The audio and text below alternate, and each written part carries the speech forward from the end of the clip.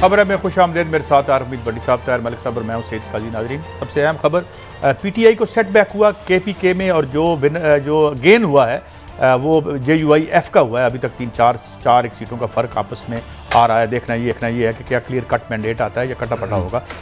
Bharat single largest party JUIF बनती नज़र आती है। इसके साथ मनी लॉन्ड्रिंग केस में शहबाज शरीफ साहब एक तरफ तो एक वायबल ऑप्शन के तौर पर मुस्लिम लीग नून के यानी प्लेटफॉर्म से उनको पुट किया जा रहा है, और साथ इंतहाई इनक्रिमिनेटिंग एविडेंस जो मौजूद है, तो अगर वो आते हैं, सामने आते हैं या ऊपर आते हैं, तो इस बैगेज का क्या होगा जो उनके ये जो केस FIA का है। इसके साथ ही गैस की मुतली से मुल्क को क्या खुदा न खास्ता 4 से 5 बिलियन डॉलर का नुकसान हो सकता है, जो हमारी एक्सपोर्ट्स में कहीं कमी आने का कहीं खदशा तो नहीं है। क्या मामला है, OIC का इजलास कितना कामयाब रहा। तो भट्टी साहब, ये तो जो PTI है इसने तो लूज़ कर दिया अपना स्ट्रांग होल्ड। बिस्मिल्लाहिर्रहमानिर्रहीम। भाई साहब देखें, PTI की शिकस्त तो नज़र आ रही थी। साहिब इल्म कुछ लोग कह रहे थे पिछले दिनों में जो कुछ नाराज़गियाँ हुई कि अगर वो भाई लोग पीछे ना आए तो PTI के लिए इलेक्शन जीतना मुश्किल हो जाएगा। लेकिन मुझे सबसे ज़्यादा हैरत है कि नून लीग भी वहाँ ठूस हो गई और पीपल्स पार्टी भी हो गई। मौलाना फजलुर रहमान जो इमरान खान जो सबसे ज़्यादा नापसंदीदा इमरान खान के, वो आपको पता है मेयर पेशावर, अभी मेयर पेशावर का रिजल्ट थोड़ी देर के लिए रुका हुआ है। रुका नहीं है, सिर्फ 5-6 पोलिंग स्टेशन है, उनकी क्लियरेंस आ गई है इलेक्शन। अच्छा, आ गई, ठीक है। वहाँ PTI तीसरे नंबर पे है। गवर्नर KPK के अजीज भी और बाद बेशुमार बुजरा के भाई बड़े बड़े बुर्ज उल्ट गए हैं। मुझे क्योंकि उनके आज खुद बुजुर्ग ने कहा कि महंगाई जहाँ जाते थे अगले लोग ताने मारते थे, हम इसका सामना ही नहीं कर सके। यूसुफ जई का बयान आया, शिबली फराज साहब का आया और दीगर का आया। काजी साहब, मेरी समझ से बाहर है कि मौलाना फजलुर रहमान ने अगर बल्दियाती इलेक्शन के नताइज जो आज आए हैं, अब तक आए हैं, इसका असर दरअसल कौमी इलेक्शन में बहुत ज़्यादा पड़ेगा। उसकी वजह है कि ये कौंसलर ने गली मोहल्ले से बंदे निकालने हैं। अगर KPK में ये हाल हुआ है, जिसका क्रेडिट इमरान खान लेते थे, 9 साल से हुकूमत वहाँ, वफाकी हुकूमत इनकी, सूबाई हुकूमत इनकी। असद कैसर की एक ऑडियो वीडियो लीक हुई है कि 2.5 अरब रुपये के मैंने फंड दे दिए हैं और 70 करोड़ मेरे पास कैश है। तो पंजाब में क्या होगा? मेरे लिए तो मौलाना साहब को कौन सा इंजेक्शन लगा, कहीं उसकी वो धमकी तो नहीं काम आ गई कि मुझे नायब ने बुलाया तो मैं धरना वो दूंगा। पता नहीं अब क्या है, लेकिन मैं पहले कुछ आपको वज़रा जो एडमिट कर रहे हैं कि हम जहाँ जाते थे कि वज़रा कि हम जहाँ जाते थे महंगाई की लोग बात करते थे, तो क्या ये फैक्टर सुनाइए ज़रा। हमने अच्छे कैंडिडेट भी खड़े कर दिए कई जगहों पे, वो भी नहीं जीत सके। आवाम का ट्रेंड ये था कि महंगाई इशू है, बिल्कुल है, लोगों ने पहले से भी कहा कि महंगाई है। जहाँ पे कि PTI हारी है वो इस वजह से हारी है कि PTI का मुकाबला PTI से था। काफी मुश्किलात हैं इस वक्त। जाहिर है कि आवाम को कुछ शिकायतें थी महंगाई के सिलसिले में। जी मलिक साहब, मेरे ख्याल में अगर पहला तो भट्टी साहब ने फैक्टर बताया, अगर ये मान ली जाए शिबली साहब की बात कि PTI का मुकाबला PTI से था, इसका मतलब लीडरशिप का फेलियर है। लीडरशिप से मुराद हुज लीडिंग PTI ये बताने की ज़रूरत नहीं, तो दोनों तरफ से फेलियर है।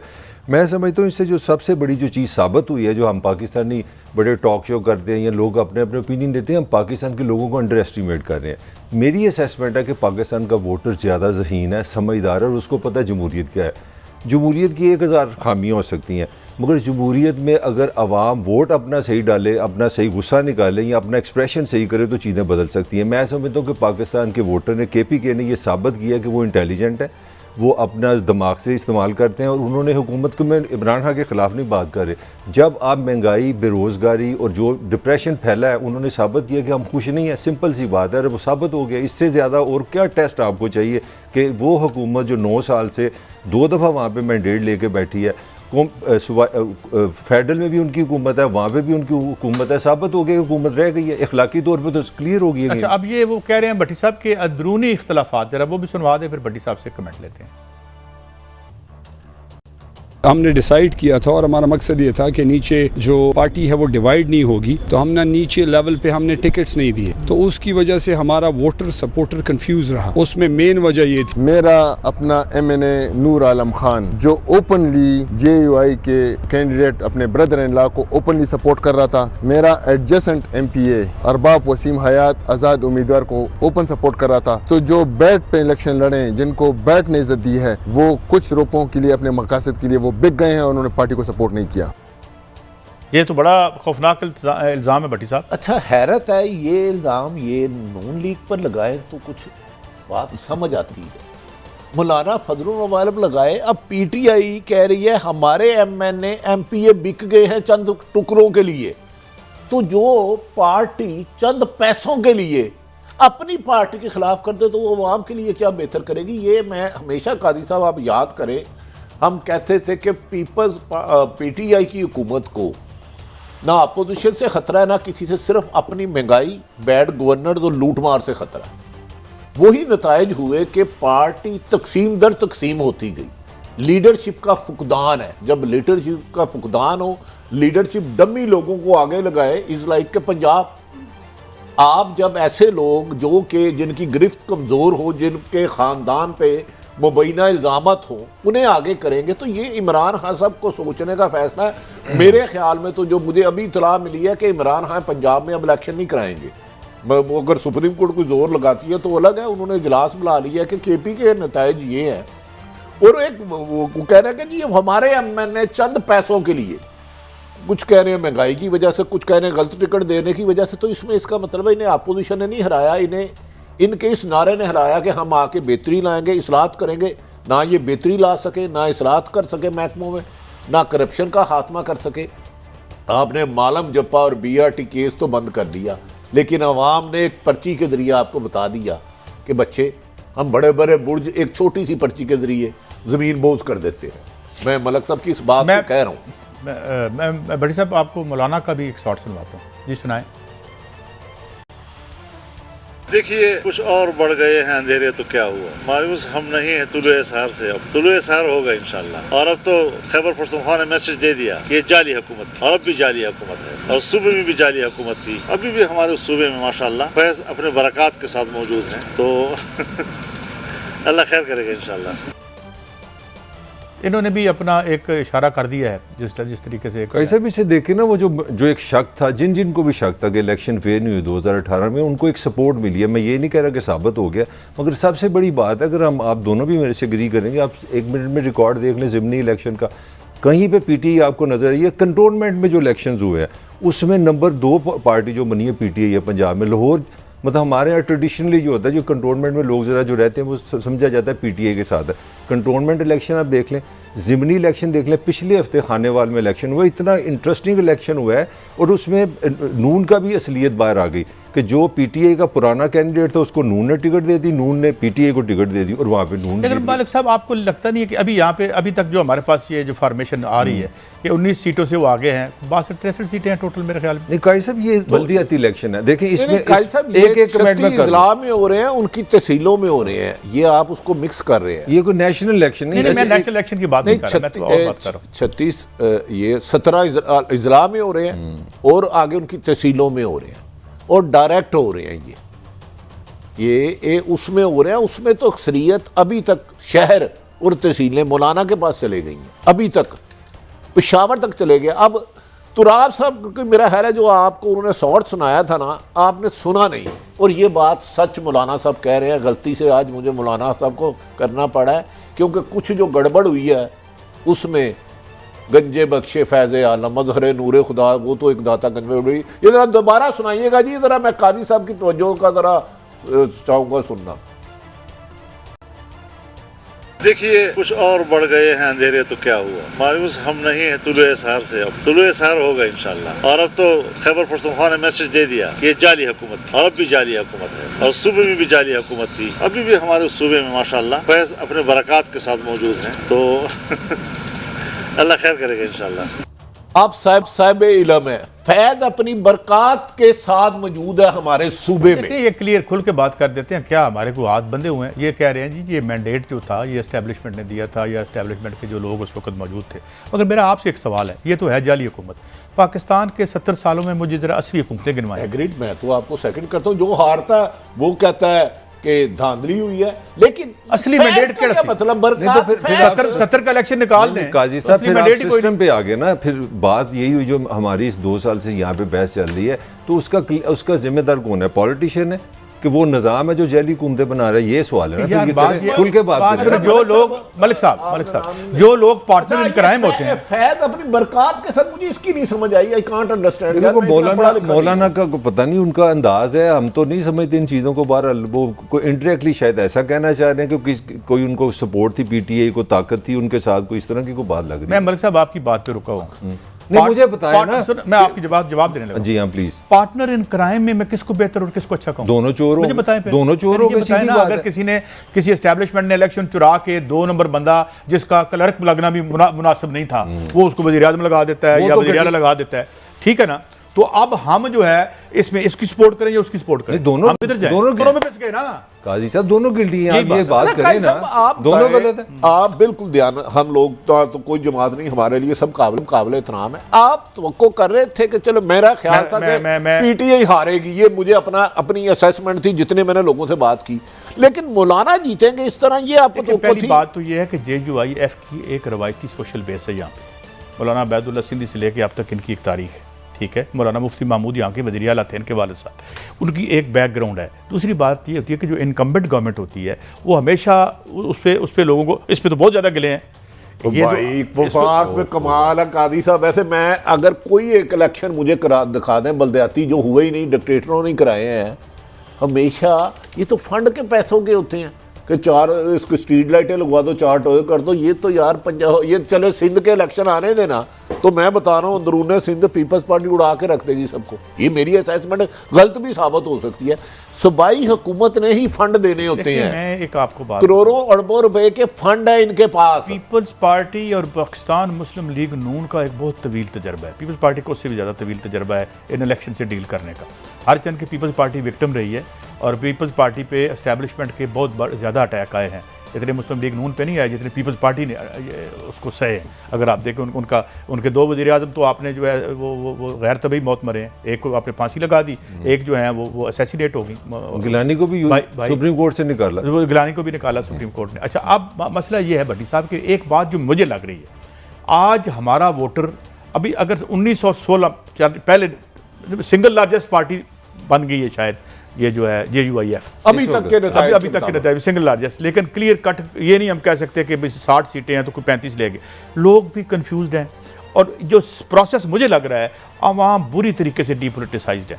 या आपने कंटोनमेंट की बात की, वहाँ भी 17-18% बंदे, 82% बाहर नहीं आए। ये लाहौर के इलेक्शन में 80% बंदे बाहर नहीं आए। असल पॉइंट है जिसपे आप दोनों ने भी 82%। इसका आगे इफेक्ट देखते हैं। मेरे ख्याल में इससे बड़ा क्लियर पाकिस्तान का पॉलिटिकल फ्यूचर मुझे नजर आ रहा है। I could be wrong. सबसे पहले तो 60% पंजाब की बात करते हैं। पंजाब के साथ आपने सबसे बड़ा जुल्म किया। आपने शोर डाला जी यहाँ जमहूरियत नहीं होती। आपने पंजाब के बल्दियाती जो इलेक्शन इदारे हैं 4 साल से डाका मारा है उन पर। सुप्रीम कोर्ट की क्लियर कट इंस्ट्रक्शन के बावजूद आपने इदारे बहाल नहीं किए। 3.5-4 साल से तो पंजाब का पहले आपने राइट मारा। अब मुझे पता है 1% चांस है कि PTI पंजाब की तरफ आएगी। ये दूसरी क्वालिटी सुनने। और तीसरा जो है, जो मुझे आने वाले साल बाद भी इलेक्शन हो तो मेरा हाल पाकिस्तान का जो पोलिटिकल फ्यूचर है, जो इंस्टेंट फ्यूचर आ रहा है, वो आज बिल्कुल क्लियर हो गया। वो कंफ्यूजन है, कोई जीते ना जीते, PTI फारग है। ये मैं बता रहा हूं। मैं आपको बताऊं, सिर्फ PTI फारग नहीं हुई, आपकी सारी पॉलिटिकल एलीट फारग होगी। जब आपके पास क्लियर कट कोई बंदा नहीं है, एक इमरान खान आया था जिसको यूथ जाती थी, वो तो अब जो फैसले हैं वही होंगे, क्योंकि जब आपने अवाम को अबंडन कर दिया, पीपल्स पार्टी ने अवाम को कुचला, मुस्लिम लीग नून ने कुचला, PTI ने कुचला, और वो उन्होंने कहा चलो जी भट्टी साहब मेरे दोस्त हैं, मेरे रिश्तेदार हैं, इन्होंने वोट पा दो, 25-30% वोट पड़ गए। फिर अगला वोट जो होता है ना, वो फिर जिन्होंने बनाना होता है वही बनाते हैं। ये समझे भट्टी साहब, क्या फिर फ्यूचर सिनेरियो आप बताएं, आपकी राय लें, फिर मैं बाद में बात करूंगा। मेरी अपनी असेसमेंट यकीनी बात है, मेरे पास गैब का इल्म तो नहीं है। ऐसे ही है। 9 साल से वहां हुकूमत उनकी सुधाई और इंटरफेरेंस टका के असद कैसर के सबूत के बाद या अली अमीन गंडापुर जो तकरीरें कर रहे थे उसके बाद तो कोई नहीं। पंजाब में 80% सफाया हो जाएगा PTI का, मेरी असेसमेंट है। और सुन लें, जैसे ही ये हुकूमत जाएगी, एक खानदान है बहुत बड़ा, एक खानदान है, उनकी करप्शन के होशरुबा केस आएंगे, क्योंकि अब लोग डरते हैं कि हम पे नैब का पर्चा हो जाएगा, FIA का पर्चा हो जाएगा, पुलिस का पर्चा हो जाएगा। ये हुक्मरान तबके की बात कर रहे हैं, मौजूदा जो तबके की तगड़ा खानदान है, पूरा बिमा है लो यार, मेहनत कर रहा है करप्शन के लिए, दिन रात एक की हुई है। काजी साहब मेरे ख्याल में आइंदा जब भी इलेक्शन आए, मुझे नहीं पता वो कब आते हैं, उसके 23 में आते हैं या पहले आते हैं, होशरुबा इंकशाफत आएंगे। और इमरान खान साहब के लोगों ने डैमेज किया है। मैं नहीं समझता कि उन्हें अपोजिशन ने नुकसान पहुंचाया। मैं 99% तो आपसे इत्तेफाक करता हूँ, मेरा 1% है। 1% मेरा ये है कि मुझे नहीं लगता कि इस तजर्बे के बाद जिसने इस शहर में करप्शन की है उसे डरने की कोई जरूरत है। किसी को डरने की जरूरत नहीं। हमें पता चल गया यार करप्शन क्या होता है। बाकी आपकी 100% बातें ठीक है। मेरे जैसा आदमी ना, मेरे जैसा आदमी 2018 की आप नशरियात निकाल लें, मेरा ख्याल था कि इमरान खान सब सचमुच आके करप्शन का खात्मा करेंगे, अदारों को इंडिपेंडेंट करेंगे, इस्लाहत लाएंगे। लेकिन मेरी राय के मुताबिक जितनी दलेरी, बहादुरी से लूट सेल, करप्शन का आज मुकाबला हो रहा है ना, अनबिलीवेबल है। मैं एक बींग पाकिस्तानी सिटीजन। अच्छा, मेरा कमेंट ले ले। मैं कोई ये नहीं कह रहा कि नवाज शरीफ अच्छा है या बुरा है या इमरान बुरा है। हाँ साहब इस पॉइंट से आए थे क्योंकि मैंने उनको कवर किया। मैंने आज से खबरें लिखी हैं कि ये दो चोर हैं, ये विक्टें इन्होंने लिया, इधर भी वही है, इधर भी वही है, लूट मार चल रहा है। आज मैं देख रहा था जरदारी का बयान ये था कि मुझसे मदद मांगी जा रही है। मैं सोच रहा था कि हम कहाँ से कहाँ जा रहे हैं।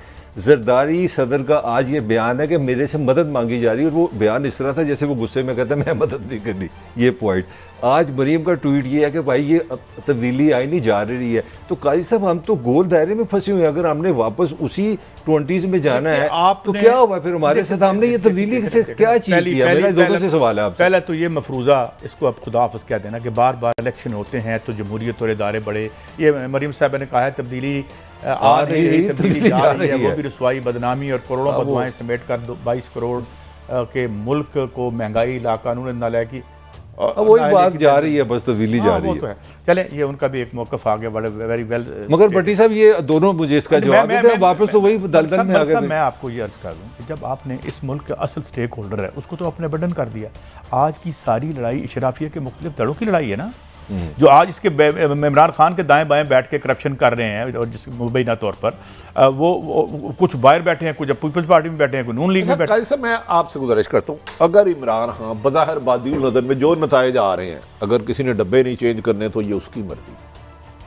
अगर लूज कर जाते हैं आने वाले इलेक्शन जो बादिउल नज़र में नज़र आ रहा है, तो फिर तो वही लोग मसल्लत आ जाएंगे जिसको इमरान खान सब सारी उम्र। पहली बात तो मुझे आप एक सवाल है, तीसरा और कौन आएगा? मैं आपसे काउंटर क्वेश्चन करता हूँ। इमरान खान आए ना तो उसी किरदार के हम लोग ही मुसल्लत रहे ना 3.5 साल हमारे ऊपर। तो फिर काई सब हम तब्दीली किस बात की कहते थे? चले आपको मैं सेकंड करता हूं। प्राइम मिनिस्टर का उनका नाम मियां नवाज शरीफ था, इनका नाम इमरान खान। अच्छा, छोटी सी बात, काम हर दौर में एक ही रहा। सर नहीं, छोटी सी बात, उमर अयूब साहब वजीर हैं, खूबसूरत बात की नहीं है, मैं सुनाने लगा ना। उमर अयूब साहब हमारे वजीर हैं इस वक्त। वो नवाज शरीफ के भी साथ रहे हैं, काफ लीग के भी साथ रहे हैं, मुशर्रफ साहब के साथ रहे हैं, पीटीआई में साथ रहे। पूरे हरीपुर में साफ हो गई है पीटीआई, और बंदा फिर वही का वही है। तो रहना यूँ है। देखना मैं आपका कोई वफाकी वजीर, अच्छा शिबली साहब कोहाड़ से हैं, वफाकी वजीरों के इलाकों में सबसे ज्यादा मलिक साहब मैं आज आपको एक बड़ी दिलचस्प बात बताऊं प्लीज। जुल्फिकार अली भुट्टो का जुडिशल मर्डर हो गया, मोहतरमा बेनज़ीर भुट्टो को शहीद कर दिया गया।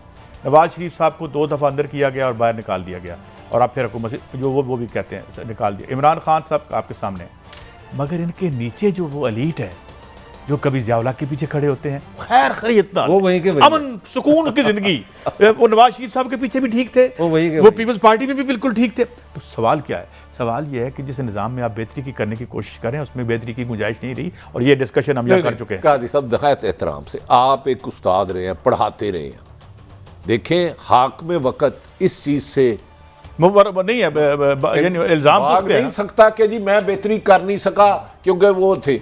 तो भाई तूने प्राइम मिनिस्टर वाला कौन सा प्रोटोकॉल प्राइम मिनिस्टर ने एंजॉय नहीं किया जो नवाज शरीफ, यूसुफ रजा गिलानी, जफरुल्लाह जमाली, मोइन कुरैशी करते रहे?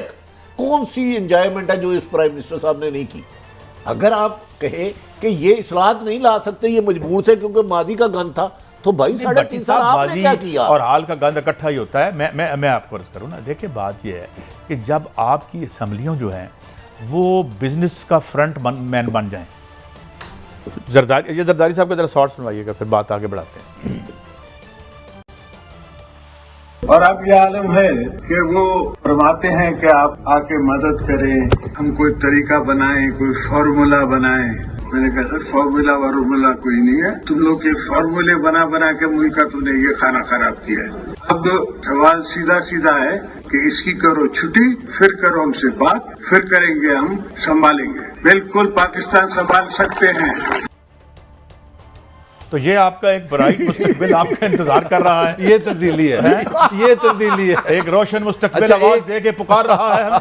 अच्छा काई साहब, एक बात है जो मैं समझता हूँ, हम बड़ी यहाँ पे बहस की है ना महंगाई, मैं समझता हूँ कि डेमोक्रेटिकली बात की जाए, ये इलेक्शन जो है ना महंगाई का इजहार है और लोगों ने खुल के कहा है कि हमारी काजी सांस साहब, बंद हो आपका गई। अगर ये रोशन मुस्तकबिल ये है तो इस कौम का काजी, तो नहीं आफाद है। फिर हमारा काजी साहब, मुस्तकबिल जरदारी साहब है। मुझे आप बताएं, अगर आपका मुस्तकबिल वो कह रहे हैं कि मैंने कहा पहले खां की छुट्टी करें।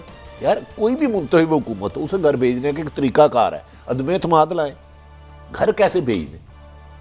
ये कोई इतला झूठी आई है कि बम रखा हुआ क्लासें खाली कर दो, व्हाट इज दिस भाई? अच्छा, डू यू थिंक, चलो अगर इनको किसी ने कहा होगा बकौल इनके, मेरे ख्याल में तो इनको इतनी डील थी कि आपके केस नहीं चलेंगे, आपको बाहर रखा जाएगा, 5 साल आपकी हुकूमत चलेगी जब तक इमरान की है।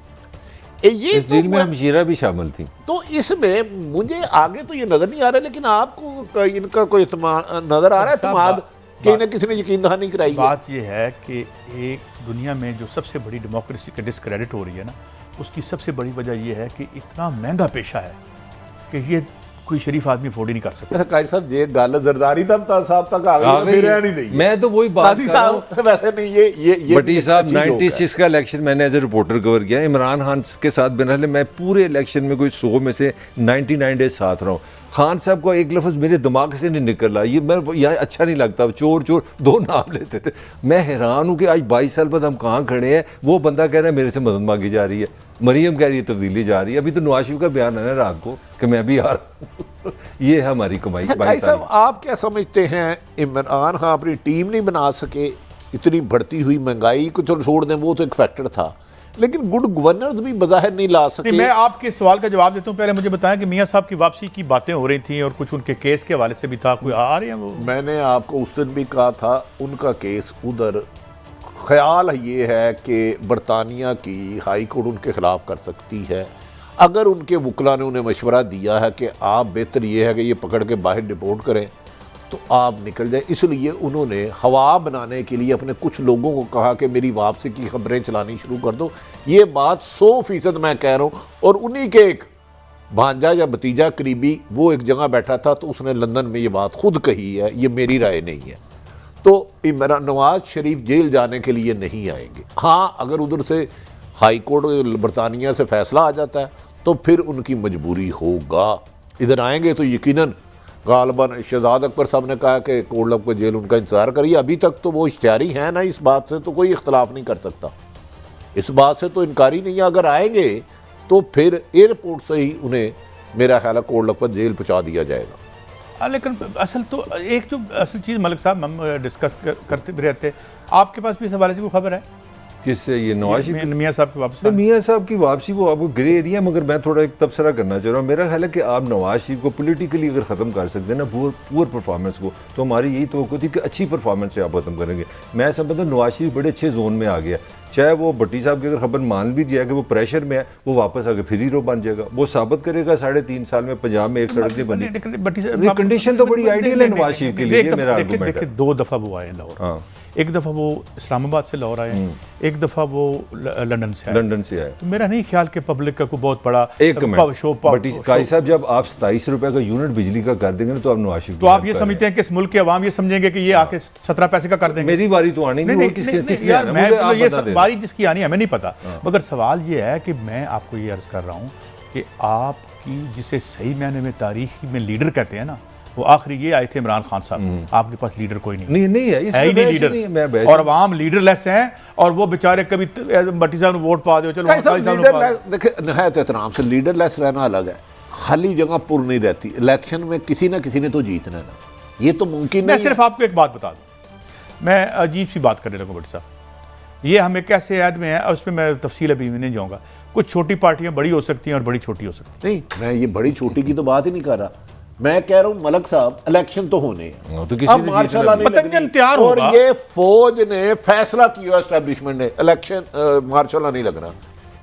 क्या इमरान खान साहब खुद वो जिनको इन्होंने बाहर फेंका था उनको लाने में इनकी टीम की नाअहली बीच में शामिल नहीं है। काम इससे भी इनकारी करते हैं। नहीं, हम तो कब इनकार करते हैं, हम तो इनकी टीम के आने से पहले इनके नाअहल होने का इदराक रखते थे। अच्छा ठहरे, आपने आपकी नाअहली की इनकी आज मैं एग्जांपल दे दूं। आज अपने हमारे जो तरीन साहब वजीर खजाना है उनको बनाने के लिए आज सेनेटर बनाया, वजीर बनाने 87 वोट में 87। सवाल ये है 4 साल के बाद आपने एक बंदे को एक्सपर्ट को दिया जो पीपल्स पार्टी का भी वजीर खजाना रहा है, अभी तक आप वजीर खजाना नहीं बना सके आज तक। अब वो सेनेटर बनेंगे तो कल वजीर खजाना। पाकिस्तान के पास इस वक्त वजीर खजाना नहीं है। पहली बात, 4 वजीर खजाना आप बदल चुके हैं और मेरे कानों में, आप दोनों के कानों में, मुझे याद है खान साहब कंटेनर पे खड़े, उन्होंने कहा मेरे पास 200 बंदों की ऐसी इकोनॉमिक टीम है कि बस मुझे एक दफा मौका दे दो। तो किधर गई यार? 4.5 साल में तो वजीर खजाना नहीं आप ला सके। बात तो ये है कि डिड यू बिलीव दैट? नहीं, आई डिड नॉट बिलीव। मगर लोग तो बात करेंगे ना, क्या करें? देखे ना, टीम क्या थी?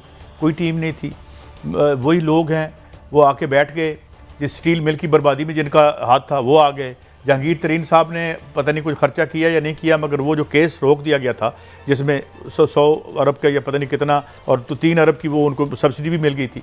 तो ये इसलिए टीम शीम कोई नहीं है। नहीं, टीम होती है। मैं शौकत अजीज अपना तरीन साहब को सुना था जब इन्होंने बनना था, जब आने तो इन्होंने कहा जी इकोनॉमी का बुरा हाल है। जिस दिन वजीर बनते कहते सब ठीक हो गया।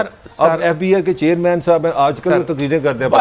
तकलीफ दे बात यह है कि ये हमारी बात 99% की बात करके 0.1% लोगों के ये लीडर होते हैं, हमारे लीडर नहीं होते। यही बार बार साबित हो रहा है। अल्लाह करे ये किस दिन गलत भी साबित हो। ब्रेक के बाद हाजिर हो रहे हैं।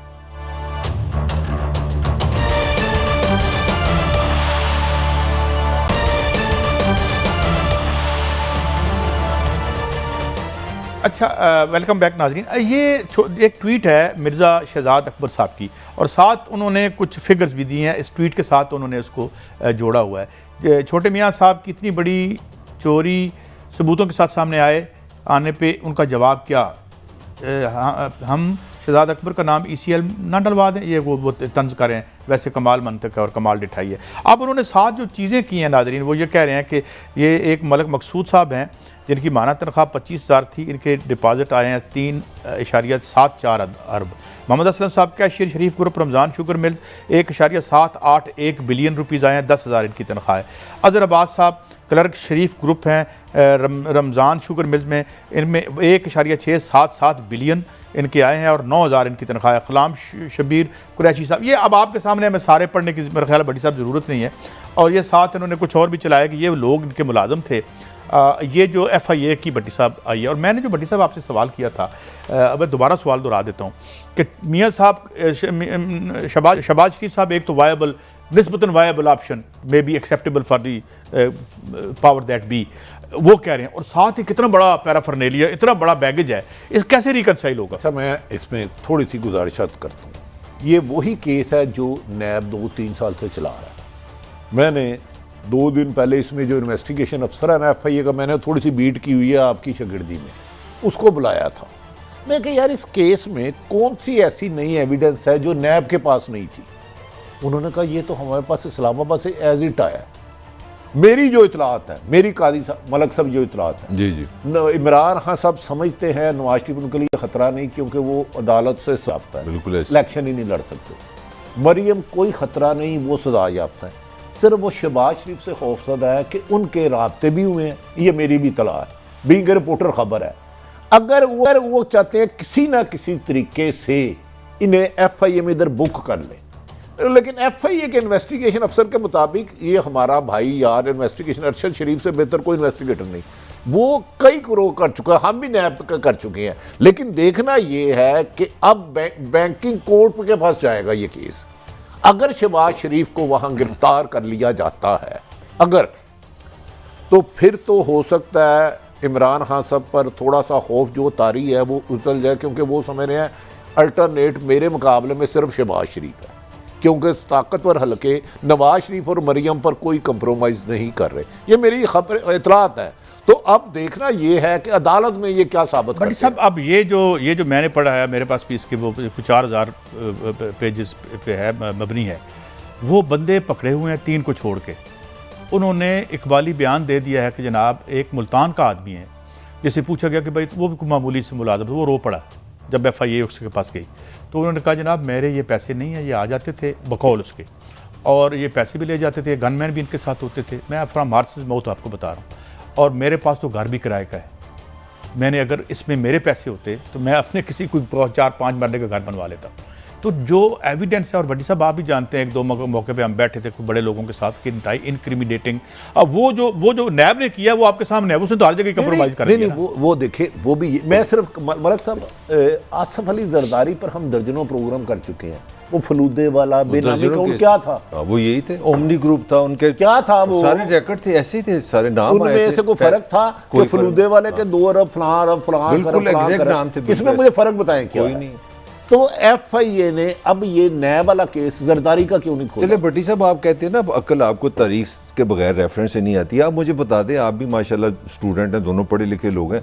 नवाज शरीफ को अगर आप 10 साल सऊदी अरब से बुला के आगे मुकदमे सारे माफ़ कर सकते हैं तो इस मुल्क में ये कोई चैलेंज है? पहली बात तो नून के जो हल्के कह रहे हैं, नून के हल्के बड़े खुश है एक बात पे, पता नहीं लॉजिकल है कि नहीं। वो कहते हैं कि जितने नाम आएंगे, जितने इस केस में लोग आएंगे हमारे लिए अच्छा है। ये को पाकिस्तान के लीगल सिस्टम को FIA का तफ्तीशी कह रहा है कि 600 गवाह साबित नहीं कर सकते। कहता है इस पे नवाज शरीफ को सजा देने के लिए ना आपको 10 साल लग जाएंगे। 10 साल लगेंगे। चलें वो तो अब ऑलरेडी मैं आपसे एक सवाल दोनों से बारी बारी कर लेता हूँ। फिर साहब पहले बताएं, मुमकिन है ये सारे गवाही बैठ जाएं या गवाह बिठा दिए जाएं या कोई और जुर्रू फिर जाए, कुछ हो जाए जो इस मुल्क में हो जाता है, मगर आप क्या समझते हैं कि ये सारे जो जरदारी साहब पे और शहबाज शरीफ साहब पे केसेस बने हैं, ये बिल्कुल जो है वो नामनिहाद और मैं हर कुछ नहीं कह रहा। हाँ। ये आप समझ गए, आप केसों में जान होती है लेकिन जान निकाल दी जाती है। आप देखें, जान आनी जानी चाहिए। आप ये देखें, हरगिज ये नहीं है।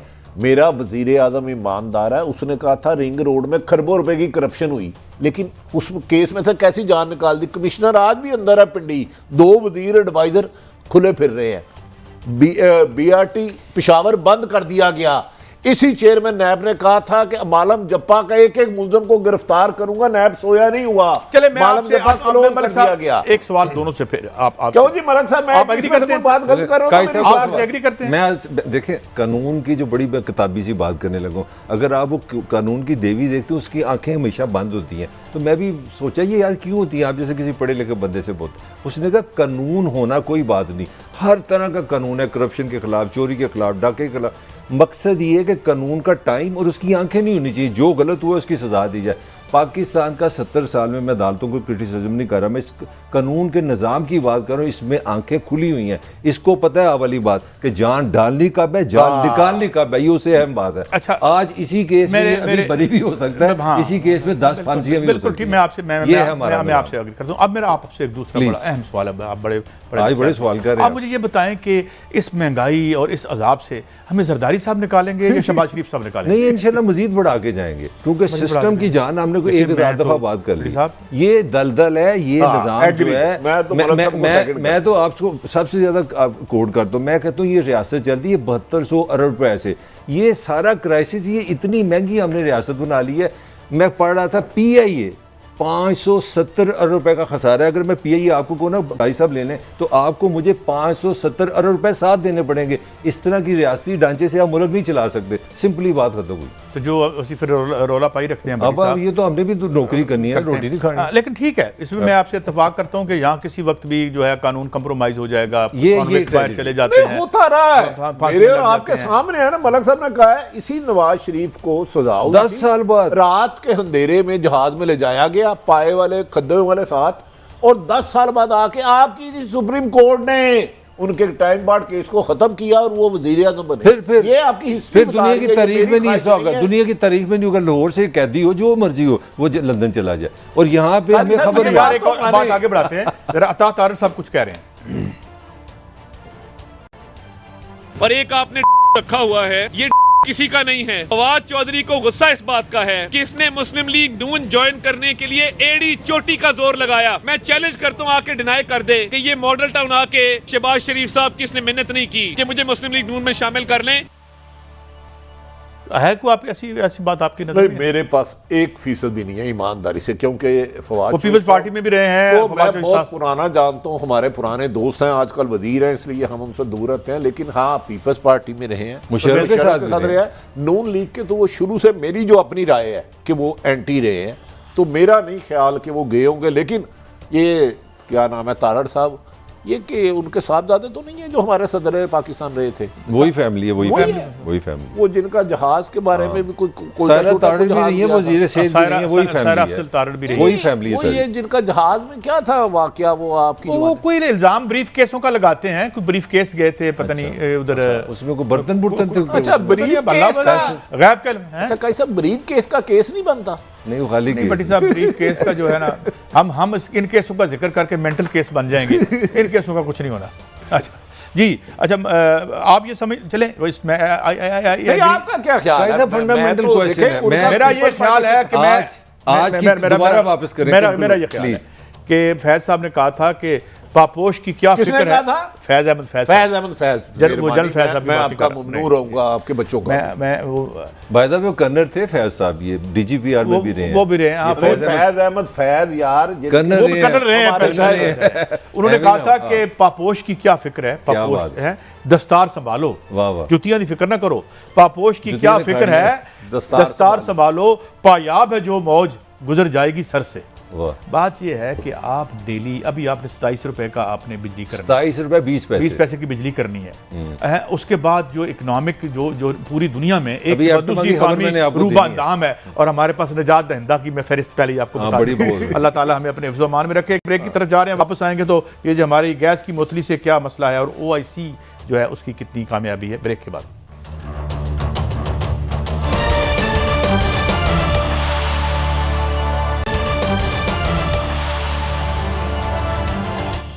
Welcome back. अब असली मसले पे भी बात कर लें, गैस, बिजली का जो मसला, महंगाई। अब ये जो है आपकी क्या कहते हैं उसे, ऑप्टिमा कहते हैं, एप्टमा। ये जो टेक्सटाइल की हमारी जो इंडस्ट्री है ना, उसकी तंजीम है। देखे हमारे अक्सर खान साहब ने ना बड़ा प्राइड है, मैं इमरान खान साहब की बात करूँ, उन्होंने बहुत शोर डाला था, हम जैसे बंदों को भी समझ आ गई। करंट अकाउंट बैलेंस उसको बोलते हैं कि पाकिस्तान में जब हम दुनिया से डॉलर से चीज़ें लाते हैं तो हमें डॉलर मिलते क्या हैं, तो वो बैलेंस आपको आ जाए तो आप ठीक होते हैं। हमारे यहाँ खान साहब ने पहले 2 साल में इसको काफ़ी कंट्रोल किया। अब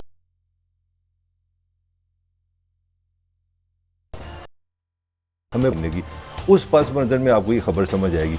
एक डॉलर की हालत ये है कि आपको पता है कोई दिन नहीं होता टीवी पे 50 पैसे 1 रुपया डॉलर बढ़ना रहा है, 180 को टच कर रहा है और पता नहीं आगे क्या होना है। अब खबर ये है कि हमारी हुकूमत ने इनसे एप्टमा से मुज़ाकरात किए और हमारा टारगेट था $21 बिलियन का ना एक्सपोर्ट का, कि हम $21 बिलियन की, जो वो कह रहे हैं एप्टमा वाले कह रहे हैं कि हमसे ये बात की कि जी यार आप गैस महंगी कर लें, हमारे पास ये पैसे, सिर्फ टेक्सटाइल का टारगेट, टेक्सटाइल की बात है कि आप इस तरह कर लें कि आप गैस महंगी कर लें तो हम आपको मसला हल कर देंगे।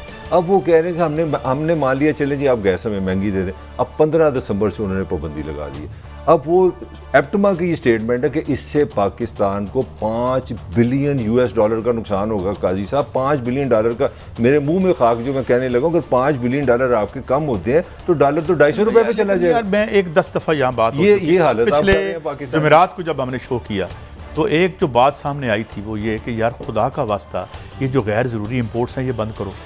यानी मैं डॉक्टर सलमान शाह जो कि कमांड इकानमी के सख्त खिलाफ हैं और जो मार्केट इकानमी के यानी हाई प्रीस्ट हैं कह सकते हैं आप, वो कहते हैं कि उस पुरानी बात 30 से 40% जो इम्पोर्ट्स हैं वो गैर ज़रूरी हैं।